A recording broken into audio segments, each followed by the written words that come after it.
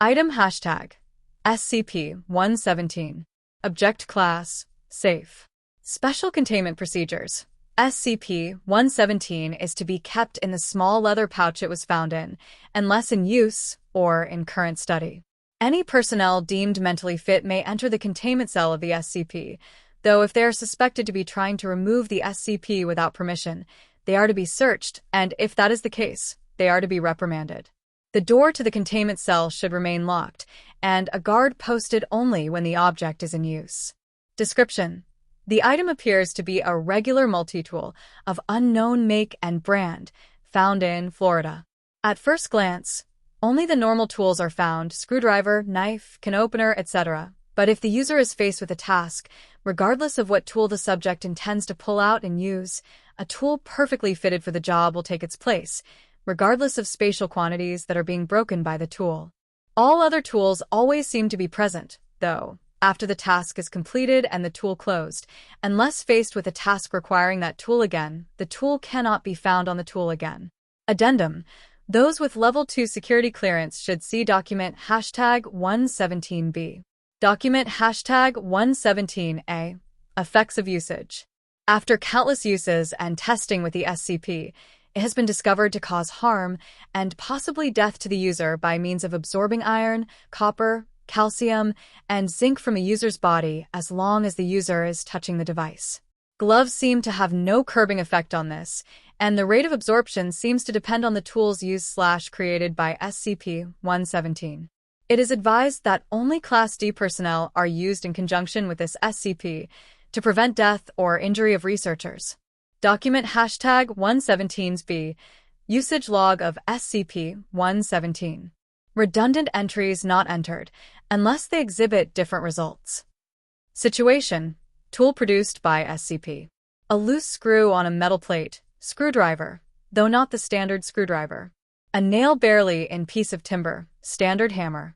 A piece of timber with proposed cut lines drawn. An electric saw, which needed no outside power source. A piece of bulletproof glass, an unknown laser cutting tool, which needed no outside power source. SCP: a bloodied combat knife. An agent with a broken bone. A small item with a trigger, which when pulled emitted an odd radiation, instantly healing the injury. Class D personnel fit for execution.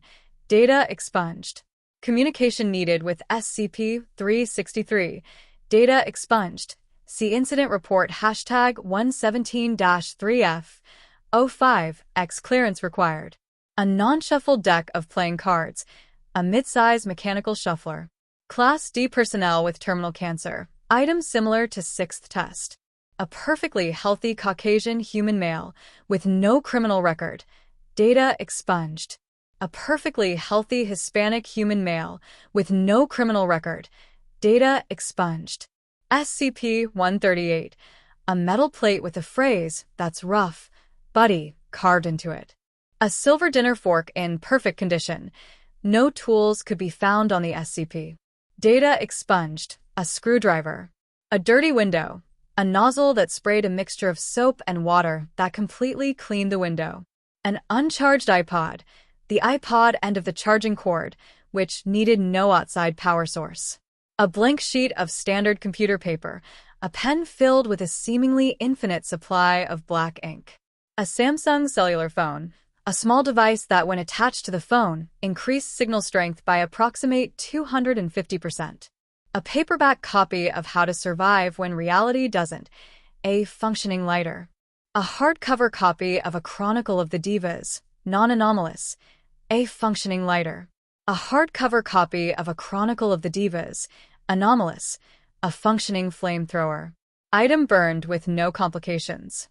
A hardcover copy of A Chronicle of the Divas, non-anomalous, but recovered from the Wanderer's Library, an anti-buclice spray. Document #117G. Developments concerning SCP-117. After exposing the SCP to an array of different items and people, it appears that the object may very well be sentient to some degree. Because of this, we must consider the fact that the SCP is susceptible to telepathy and must not come into contact with any SCPs with known telepathic powers. Dr. Kleiman. The above was a transcript of the personal notes of Dr. Kleiman, who seems to have taken a harmless interest in the object. Testing with other SCPs is suspended as of September 16th. Note hashtag 117-1. 5/4 / Testing is suggested for SCP-882 and is under consideration by Dr. Kleiman. Note hashtag 117-2. 6/19/20. Further biological testing is halted by Dr. Kleiman after incident hashtag 117-4A. The SCP is still fit to be used for any repairs around the facilities, as long as the SCP is followed by one or more armed guards briefed on proper use of the SCP.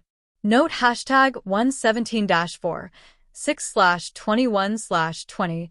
After much consideration, I must deny testing of SCP-117 with SCP-882. The risk of damaging SCP-882 is simply too great to overlook. Dr. Kleiman. Note hashtag 117-26. 9/16. After incident hashtag 117-3F, I'm forced to put a stop to all testing of SCP-117 in conjunction with other SCPs. The risk of a total loss of containment is far too great. All biological testing is to be halted until a later date, as the results so far have proved varying, and there is a limit of Class D staff available for my research. Dr. Kleiman. Note hashtag 117-27. 7/20/. Biological testing resumed by Dr. Kleiman, with mixed results. Testing of SCP-117 with other SCPs under reconsideration by O5, though it seems unlikely further testing will occur. Note hashtag 117-28. 3/20. Testing is suggested for SCP-682.